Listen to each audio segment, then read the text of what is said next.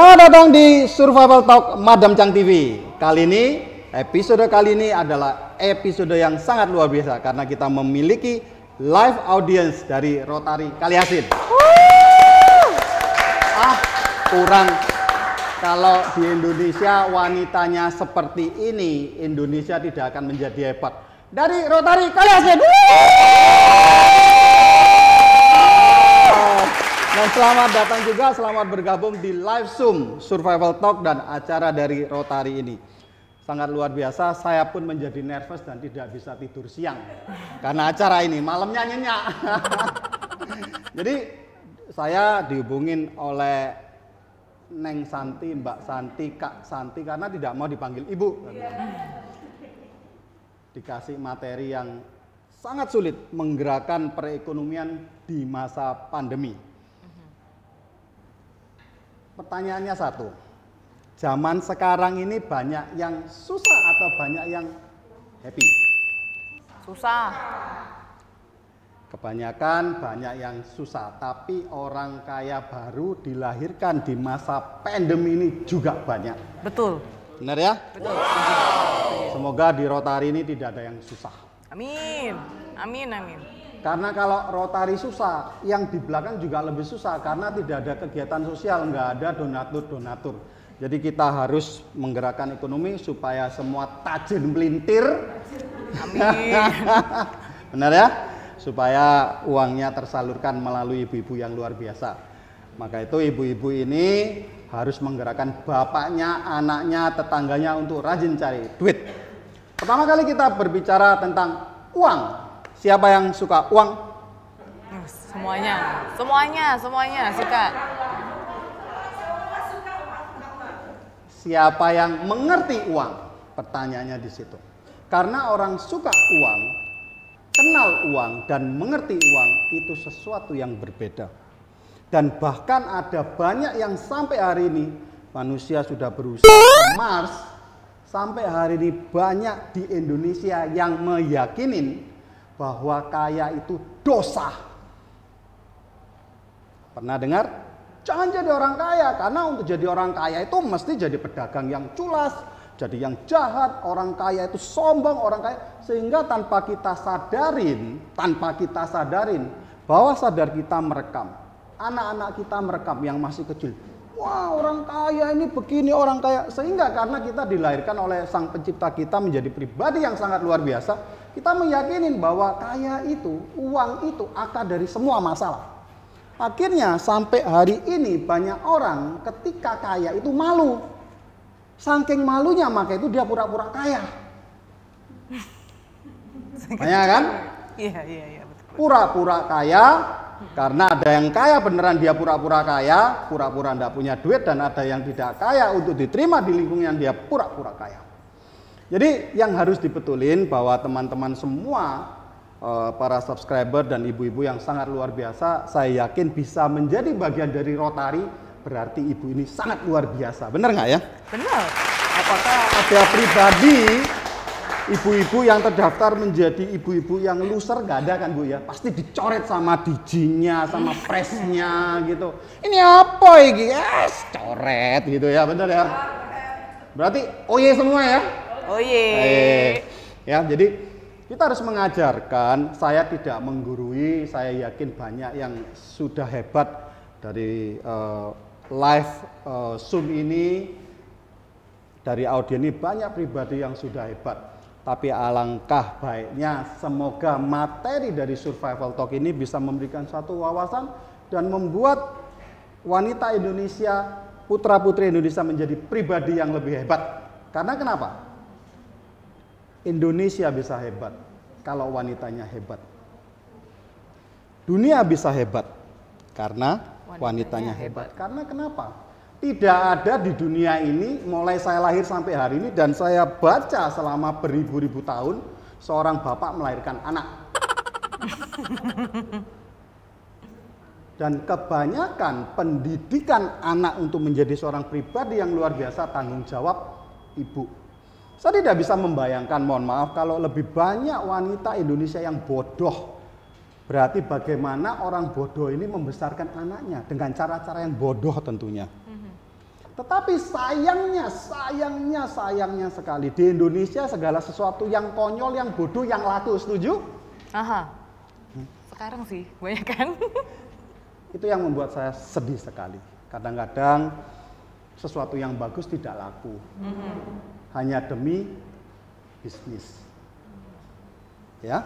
Jadi banyak sekali di Indonesia ini tidak mengerti apa tujuan dari hidupnya. Bahkan ketika ada anak, ada suami yang cari duit begitu keras pagi, siang, sore, istrinya selalu marah. Mas, pilih saya, jangan duit. Nah, nanti suaminya nggak punya duit, mas kamu itu lanang tok casing doang, ngisinin, ndak orang duit. Jadi sulit. Jadi pilihan yang sulit. Maka itu kita hari ini akan belajar mengenai uang. Uang bukan akar dari masalah, tapi tidak punya uang akar dari masalah. Setuju? Setuju. Contoh. Banyak orang berantem gara-gara apa? Uang. Angka perceraian di Indonesia kurang lebih ada 50%, berarti 100 orang menikah di Indonesia 50 cerai. Bukan menurut saya, bisa di Google sendiri, bukan hasil survei Papa Chang.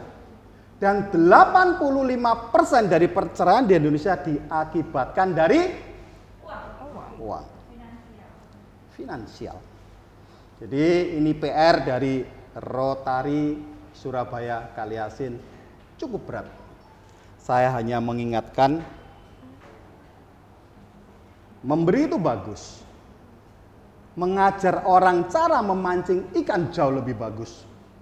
Seberapa hebat pun, seberapa banyak uang yang dimiliki oleh kas dan dikumpulkan oleh Rotary, tidak akan jadi manfaat apabila kita hanya berpikir memberikan ikan, tetapi tidak pernah banyak memberikan masukan bagaimana cara mencari ikan yang baik dan benar.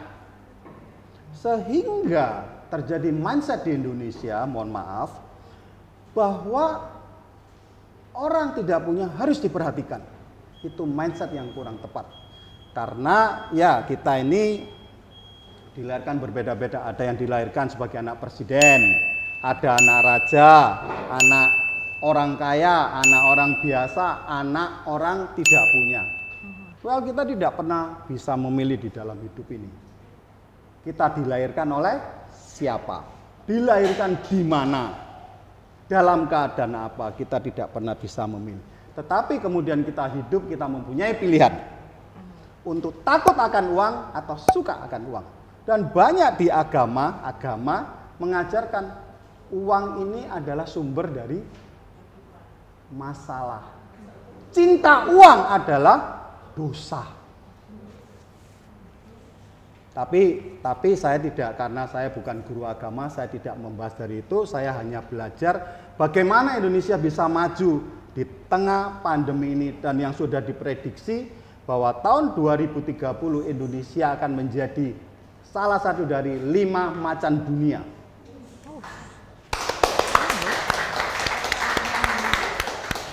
Seriously, Indonesia kalau nggak salah akan menjadi negara nomor 3. Sudah diprediksi kira-kira 10 tahun yang lalu. Tetapi dengan adanya pandemi ini bisa membuat benar atau tidak. Maka itu tugas kita mulai sekarang untuk suka sama uang. Mohon maaf kalau ada meyakinin uang itu sumber dari semua masalah, cinta uang itu dosa. Tetapi saya meyakinin cinta uang dengan cara yang benar, artinya punya duit. Akar masalahnya apa? Kemudian uangnya bukan untuk keluarga, untuk keluarganya tetangga, untuk keluarganya orang yang baru kenal di mall, gitu. Itu dosa, ya, betul ya. Tapi kalau sebelum ditransfer mampir rekeningnya ibu itu halal. Kalau langsung masuk suami, ini yang rada kurang sopan ya. Maka itu hebat. Indonesia bisa hebat karena wanitanya 50%. Dan saya sering bertanya sama teman-teman semua, bro, kalau gaji bulanan transfernya kemana? Nggak usah tanya. Menteri Keuangan. Terima kasih Bu Pres sudah jujur. Semoga bisa menginspirasi ibu-ibu yang lain. Ya, jadi akar dari masalah di mana? Apakah uangnya atau perilakunya? Perilakunya. Dan kemudian cinta sama uang. Semua dinilai dengan uang, semua dinilai dengan uang itu masalah. Tapi semestinya uang ini sama dengan pisau. Uang ini sama dengan pisau. Bisa jadi baik dan bisa jadi buruk. Tapi gara-gara kita punya duit jadi pribadi yang sombong, salah siapa? Salah uangnya atau salah pribadinya? Pribadi. Jadi uang tidak punya masalah. Siapa yang lebih cinta uang, angkat tangan dan diaminin. Karena dengan kita mengaminin, saya yakin di dunia ini di mana-mana banyak malaikat. Maka itu berpikir yang baik, berdoa yang baik supaya apapun yang kita pikirkan didengar oleh sang malaikat dan diaminin dan sebentar kita punya uang lebih banyak. Amin. Oke, next. Pertanyaannya, kalau kita sudah cinta uang dan suka uang itu ada di mana? Menurut saya uang itu ada di mana-mana. Masalahnya, kenapa di mana-mana banyak orang tidak punya uang? Ada yang bisa jawab? Saya kasih pentol kocok. Boleh uang ada 5 di porsi mana-mana. ya Pak Bajang ya? Boleh 5 kalau, porsi ya kalau penontonnya untuk ya? Rotary mau 28 porsi ya nggak ada masalah. Pesan sponsor. Uang ada di mana-mana. Masalahnya karena keyakinan kita. Mulai kecil saya dilahirkan di satu lingkungan di mana-mana orang selalu bilang cari uang susah, cari uang susah, cari uang susah, cari uang susah. Sehingga kita meyakinin bahwa cari uang susah. Tapi fakta membuktikan negara Indonesia tidak akan pernah hancur karena Indonesia mempunyai UKM terbesar di dunia.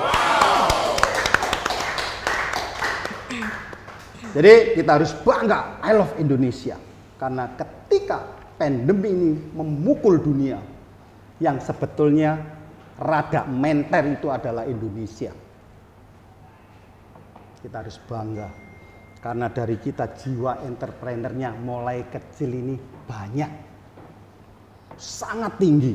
Dan sumber daripada andai kata kita rumah, pilar-pilar kebangsaan, pilar-pilar negara itu ada di UKM.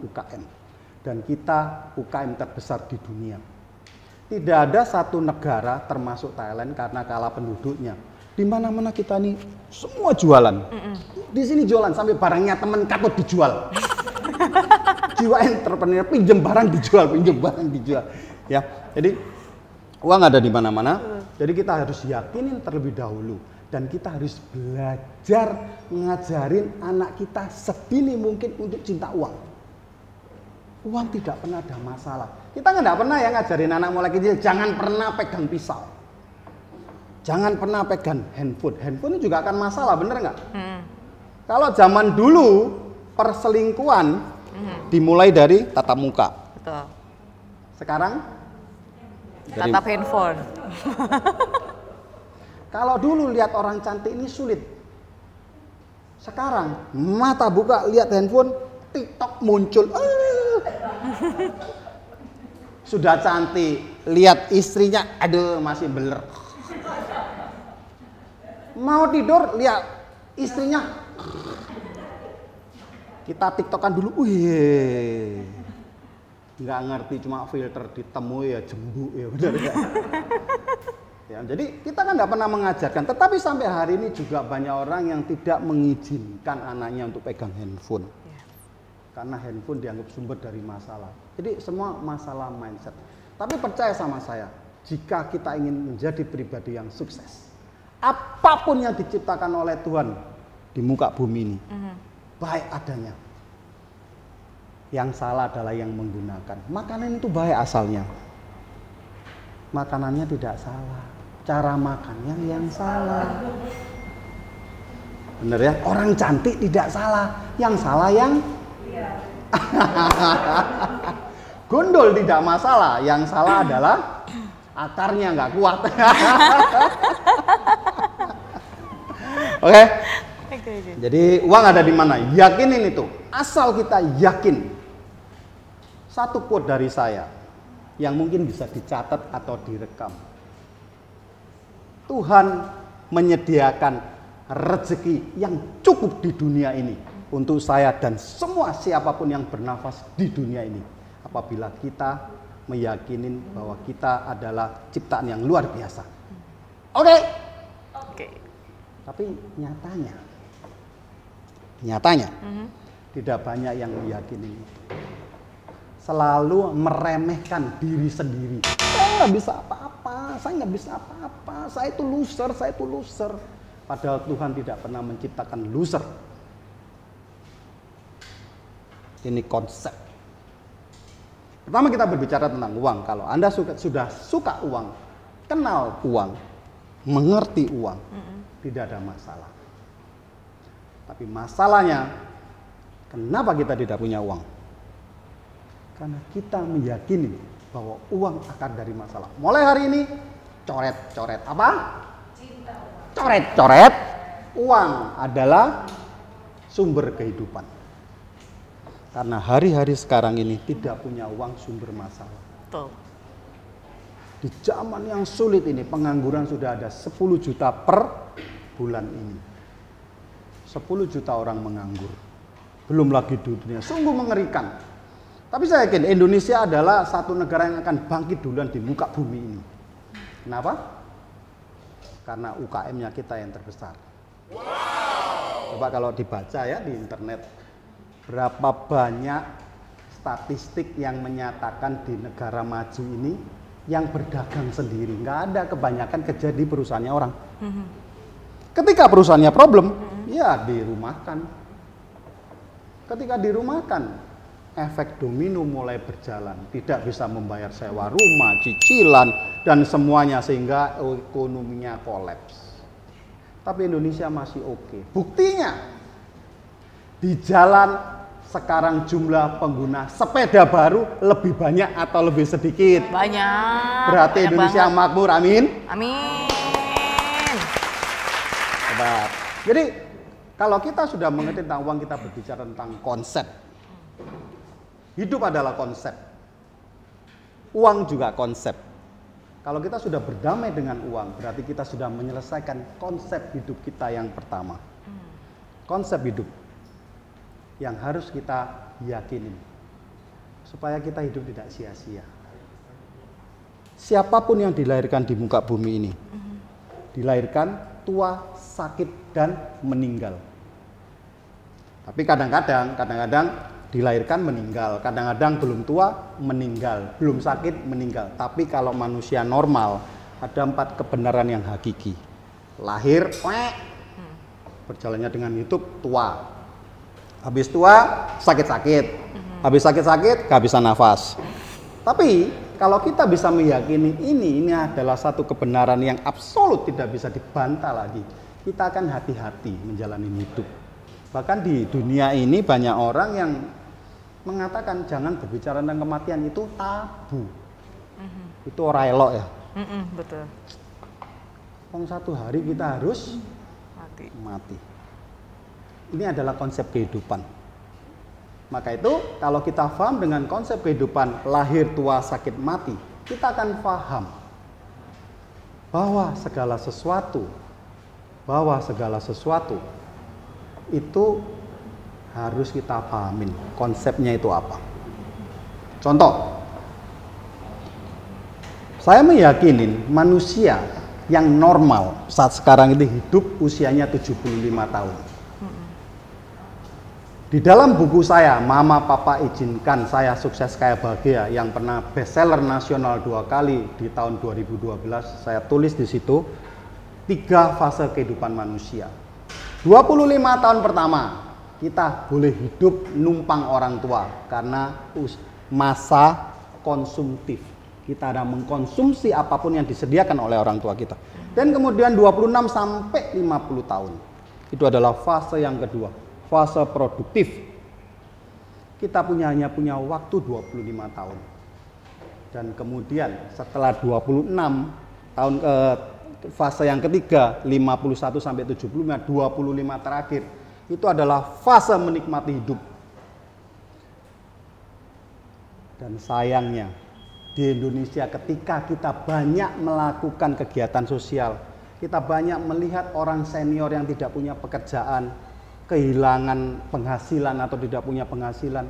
Kalau kita lihat, kenapa di usia senja kita tidak punya penghasilan? Karena di usia produktifnya kita main-main. Jadi alangkah baiknya tanpa mengurangi rasa hormat saya dan semua kegiatan yang sudah dilakukan oleh Rotary Surabaya Kaliasin, ada baiknya mulai mengajarin anak-anak yang masih SMP, SMA atau SMK sedini mungkin diedukasi. Karena segala sesuatu itu butuh waktu. Ketika hari ini kita sadar, saya harus kerja keras, tidak semerta-merta besok kaya. Karena segala itu ada butuh proses yang panjang.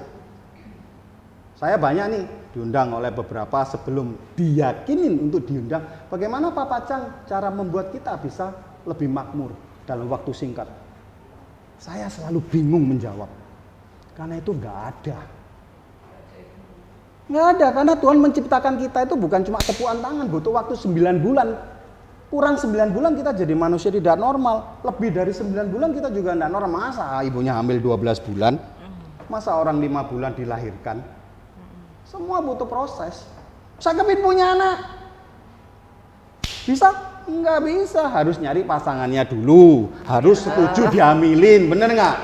Dan harus setuju merawat perutnya. Dan kemudian melahirkan. Itu adalah satu proses. Banyak orang tidak mau melewati prosesnya. Maka itu mohon maaf, banyak sekarang seminar-seminar atau apapun workshop di luar sana yang selalu jualannya instan-instan dan pengikutnya dan audiensnya banyak sekali. Karena orang sudah desperate, saya nggak punya waktu, ini akhir bulan mesti bayar cicilan.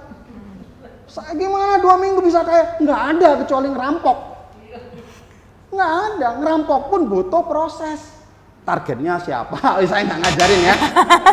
Niatnya, ya toh. Punya ilmu enggak gitu. Jadi kan semua butuh proses, semua butuh proses. Jadi kalau hari ini kita nggak sadar, saya sudah berbicara keliling Indonesia seperti hal ini mulai tahun 2010.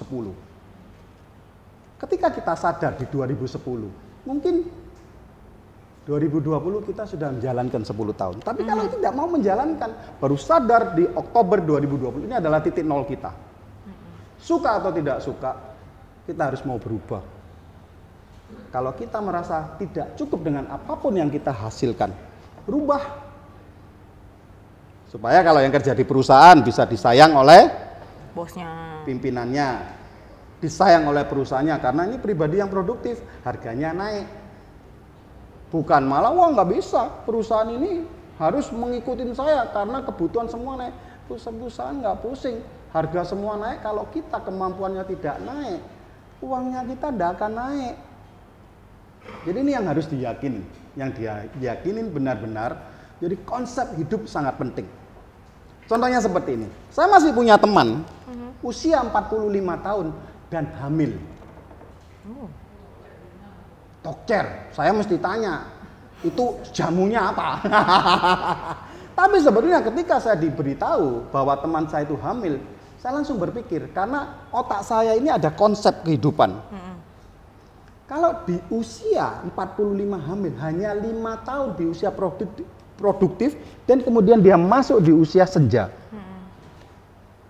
Pertanyaannya, anak ini 5 tahun nggak bisa dilepas dari rumah dan bisa hidup, cari makan sendiri kayak PT, ayo silakan gitu. Nggak bisa. Usia anak bisa dilepas kurang lebih, saya meyakinin fase pertama 20-25 tahun. Umur 70, ya kalau ada umur 70, kalau bukan bengek di usia 46. Ya kan? Iya. Jadi di Indonesia sayangnya tidak banyak diberikan kurikulum pendidikan mengenai konsep keuangan. Jadi sehingga orang hamil ini berkat, bagi saya bukan berkat. Hamil itu bisa di planning.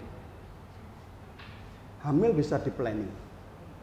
Jadi contoh nih, kebetulan Pak Pacang ini adalah seorang yang suka memplanning sesuatu. Jadi so far so good sebelum pandemi ini datang.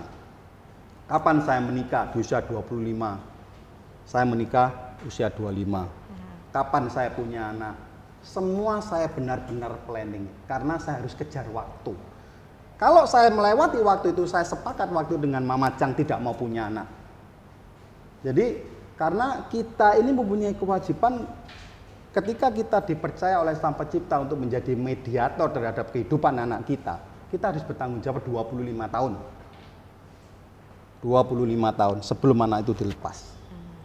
Tapi banyak orang yang tidak memahami ini. Oh, nanti aja, yang penting bunting dulu. Nanti pasti Tuhan kasih jalan. Ada keyakinan seperti itu. Tapi menurut saya kurang tepat. Jadi kita hidup harus dengan konsep mind body connection-nya benar. Tapi bagaimana mind-nya bisa benar kalau yang ditonton adalah film-film yang kurang tepat? Radio-radio yang isinya cuma, mohon maaf, ngeprank orang dan kita tertawa-tawa melihat orang. Karena di Indonesia ini harganya, ratingnya tinggi. Ketika saya ngerjain Mbak jatuh, Mbak susah, wah saya senang, ratingnya banyak, like. Nah, saat sekarang ini yang seperti itu yang terjadi di Indonesia. Saya sangat miris sekali. Saya pemain sosial media sudah lama sekali dan saya juga menjadi pengamat sosial media. Miris sekali. Hanya kepingin top dan kita seneng. Tapi notabene saya banyak share tentang acara ini. Alas. Mereka lebih banyak memilih lihat film-film yang rada kurang jelas yang tidak memberikan kita satu ilmu. Padahal apapun yang kita lihat, kita dengar dan kita rasakan itu akan menjadi mindset kita.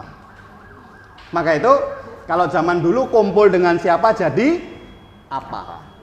Kalau saya kumpul dengan orang-orang Rotary, kenal satu aja.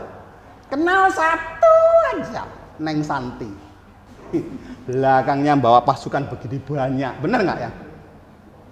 Kalau saya kumpul dengan pasukan oranye, satu aja.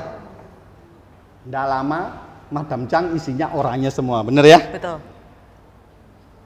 Buku yang Anda baca, film yang Anda tonton, itu adalah masa depan Anda. Jadi mulai sekarang, kasih anak-anak, suruh lihat, suruh nonton YouTube.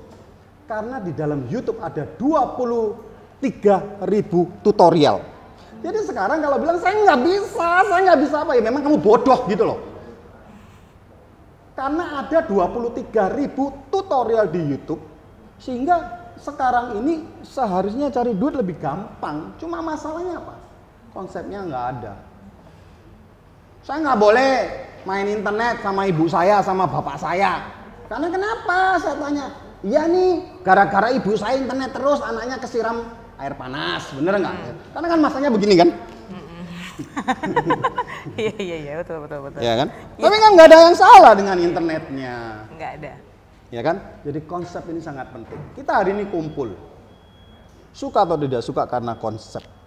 Konsep itu sama dengan visi dan misi. Coba bayangkan, Rotary tidak punya visi dan misi, tidak punya konsep yang jelas.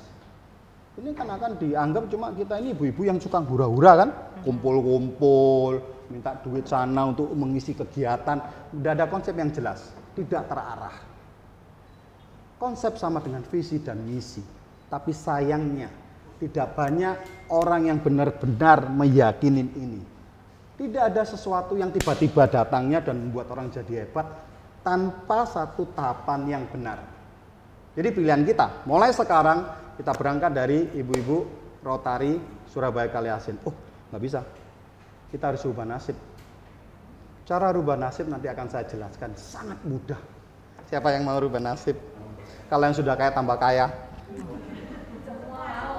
Semua mau dong. Mantap. Karena itu tujuan hidup. Yang sudah bahagia, tambah bahagia. Yang suka holiday, tambah banyak holidaynya. Amin.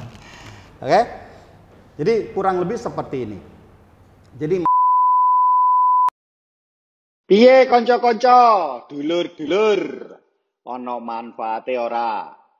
Nek apik ana manfaate, aja lali share yo. Mbek aja lali subscribe, mbek loncenge piten tek tek tek. Oke? Salam bertahan hidup.